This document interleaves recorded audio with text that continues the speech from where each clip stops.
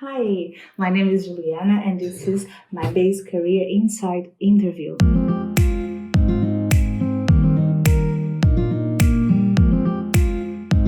So my father was working in Brazil. So I am from Brazil, but I was raised in Portugal. He was working in Brazil in an airline called VARIG. It is already bankrupt, doesn't exist anymore. And that airline was what made possible for me to be here. Okay, his work in that airline.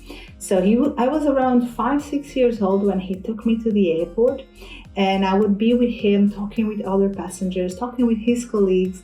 I would get really involved in the airport. So I was a little child when I went to the airport a few times and enjoying this so much. I would even pretend together with one of my childhood friends, we were there at the same time. We would be behind a counter and we would give to the passengers some papers, I guess about tourism or any other thing, and would pretend that would be tickets. So it was very, very funny for us, especially for me, that I grew up with that little thing, little sparkle, little aviation sparkle inside of me. It was really, how can I say, I think joyful. It always brought me some joy.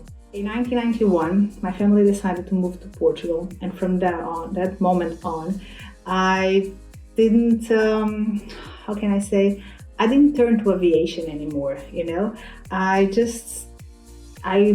followed my life.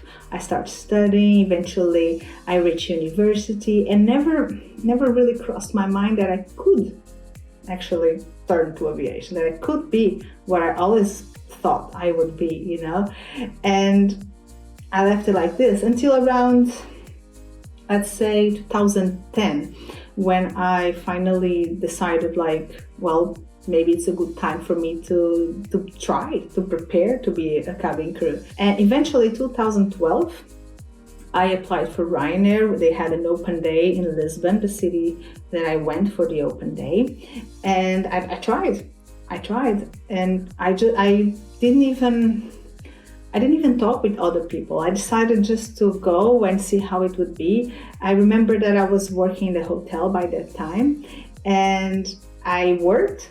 I went to Lisbon to the open day. I did my open day on the next day because I slept there, and then after the open day, I came back to my city and I worked again. The open day was in May, and I got accepted in August to start the training course in October of 2012. So that made me to do a really difficult decision, to leave the country where I was being raised, my house, my friends, my mother. How would I do that? It was not my first time leaving my country, but it was definitely, I was a bit older now and I could understand what was going on. So it was hard to leave. It will always be hard to leave. Don't fool yourselves. It will always be hard to leave. So I left in 2012, and my training course was in this city called Hahn. It's close to Frankfurt in Germany, and I spent there the 6 weeks of the training.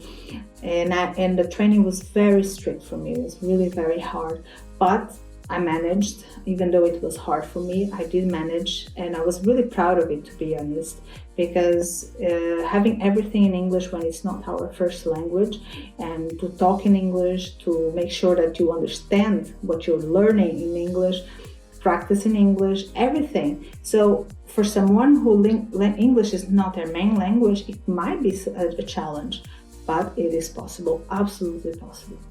My first day at work was the day that I actually was my best day, to be honest, because it was the excitement together with the anxiety of I will work, I am finally a cabin crew, the destination, the passengers, everybody that had something to teach me. So I think the first day of work was definitely an unforgettable day. It was 4th of December 2012, and my first destination was Manchester. So I was flying from Girona in Spain, which was my first base, to Manchester, and then the return, because we do turnarounds with Ryanair.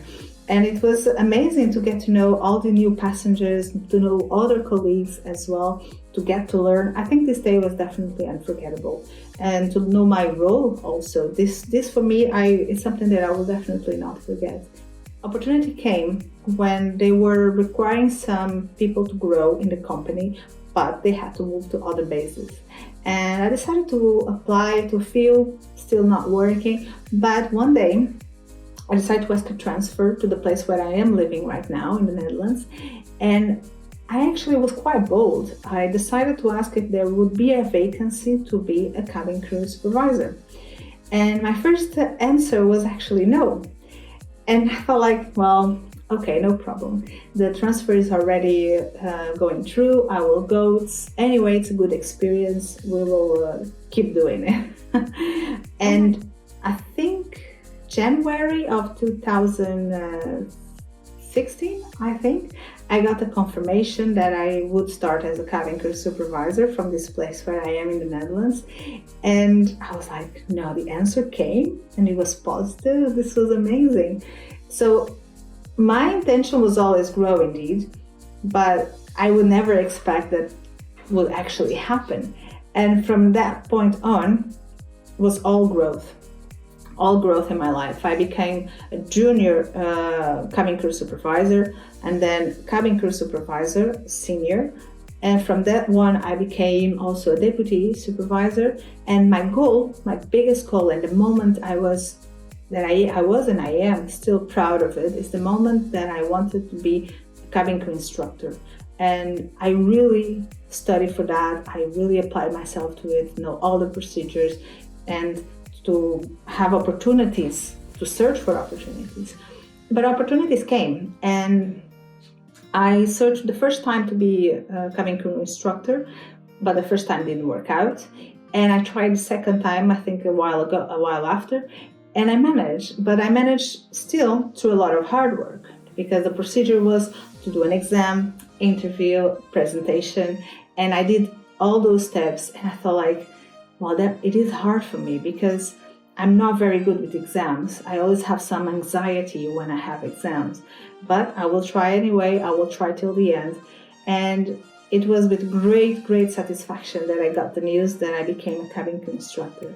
But to be a cabin crew instructor, you still need to go through a 6-week course in Ryanair. And I did.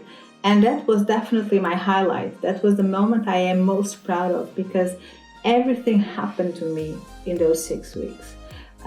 Somebody from my family passed away. My phone fell down on the water. I was not passing the exams we were doing, and I couldn't focus or concentrate. So it was absolutely hard for me.